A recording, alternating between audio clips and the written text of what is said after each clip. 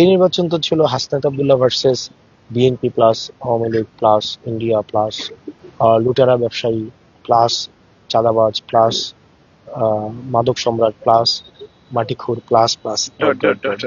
তো আমি হাসনাত আব্দুল্লাহ, আমার সাথে জনতা ছিল, দিন শেষে জনতার আস্থাই হচ্ছে এখানে বিজয়ী হয়েছে। ইনসাফ প্রতিষ্ঠা করব এবং আমার শত্রুর সাথেও যেন বেইনসাফি না হয়, ওই ধরনের সিস্টেম আমি যেন বাংলাদেশে তৈরি হয় সেটি নিশ্চিত করার প্রচেষ্টা আমাদের অব্যাহত থাকবে। এবং আমাদের ভেঙে পড়া বাংলাদেশের যে কাঠামো রয়েছে, আমাদের রাষ্ট্র কাঠামো, সেটাকে গড়ে তোলার প্রচেষ্টা অব্যাহত থাকবে। এই এই পুরো সময়টা অনেক ইভেন্টফুল ছিল। অনেক আমরা অনেকে হারিয়েছি।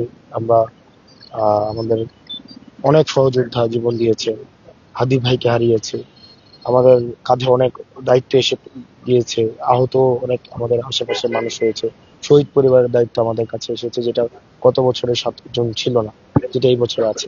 পরিবর্তন, আগে অনেক নির্ভেজাল একটা জীবন কাটাতে পারতাম, এখন অনেকগুলো মানুষ যেহেতু আস্থায় নিয়েছে আমাদের, তখন সেক্ষেত্রে কিছু দায়িত্ব এসে পড়েছে এবং সেগুলো বাস্তবায়নের সেক্ষেত্রে তারা রয়েছে।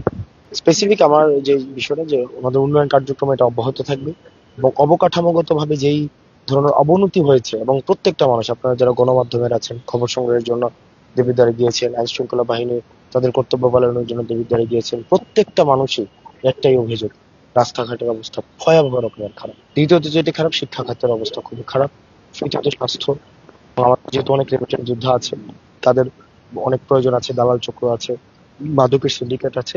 এই সামগ্রিক এই বিষয়গুলিকেই অ্যাড্রেস করার প্রচেষ্টা সবসময় অব্যাহত থাকে। সেহেতু আমার ন্যাশনাল পলিটিক্সের জায়গা থেকে আমার এনসিপির যে পলিটিক্স, সেটা হচ্ছে স্বচ্ছতা নিশ্চিত করা, দুর্নীতির বিরুদ্ধে আমাদের জিরো টলারেন্স, এবং রাষ্ট্র কাঠামো হচ্ছে ঢেলে সাজানো, এবং হচ্ছে এই ফেসিবাদী কাঠামোর চূড়ান্ত বা পূর্ণাঙ্গ বিলোপ, সেই জিনিসগুলোতে আমাদের যেন অব্যাহত অবশ্যই থাকে।